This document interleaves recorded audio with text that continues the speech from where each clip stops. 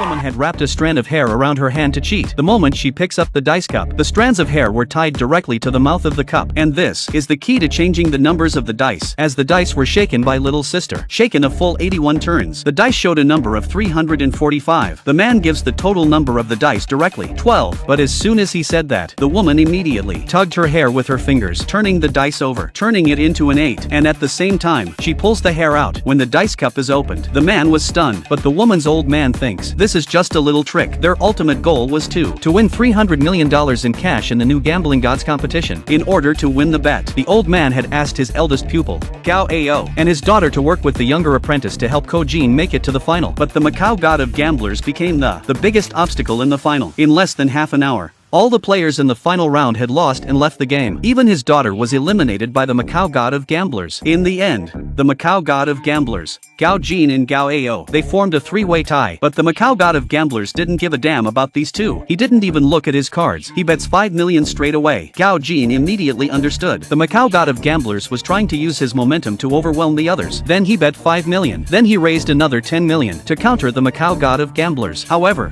the Macau God of Gamblers did not hesitate to bet 15 million, continuing to use his momentum to overwhelm. It was this man's turn. He hesitated because he knew his own cards was simply no match for the two men. But at that moment, the old man sent a signal, signaling him to continue with the bet. Gao Ao saw this. He had no choice but to throw up 15 million. At this point, the Macau God of Gamblers had a pair of kings in his hand. Ko Ao was dealt a flush of JQK. Gao Jin was dealt a pair of tens. The Macau God of Gamblers took a look. He was sure that the two of them is definitely not as big as his own. He immediately bets 50 million. Just as Gao Jin checked his cards, the man behind him used his clairvoyance. He could see at a glance. Gao Jin's hand was the 10 of hearts. Immediately made a gesture and passed the message to the old man. After the old man received the signal, hastily used his lips, told him to put all his chips on the table, and promised him that he would win the game, although he had his doubts. But he did as he was told. After all, until he saw his opponent's cards, it's hard to tell if he'll win or lose, and Gao Jin still fought. This was a tactic that his master had decided for his elder brother alone, so he chose to bet all his chips without hesitation. In order to completely overwhelmed the Macau God of Gamblers, Gao Jin also pulled out a $10 million Swiss bank draft. He threatened to wipe out all the chips on the Macau God of Gamblers table. The Macau God of Gamblers saw Gao Jin's aggressiveness. He immediately suspected Gao Jin's hand of cards was bigger than his own. He hesitated for a moment. He didn't dare to make a statement, and on Gao's side, and ran out of chips to call. Just when everyone thought Gao Ao had to fold, the old man stepped forward and pulled out a check for 25 million, backing Ko Ao, letting the two disciples bet against each other to the end. Gao Jin was dumbfounded. He didn't understand what his master was doing at this point, because according to his cards, the elder brother could not win the deliberation. The Macau gambling god decided he had no chance of winning. He had to fold, and just then the referee announced that the cards were sealed. Gao Jin followed his master's instructions. He went to the toilet, but the master ordered him to fold the next game. Don't bet with Gao Ao again. But Ko Jin was very sure that. He was sure that he had a bigger hand than Gao Ao, but why did his master repeatedly advise him to fold?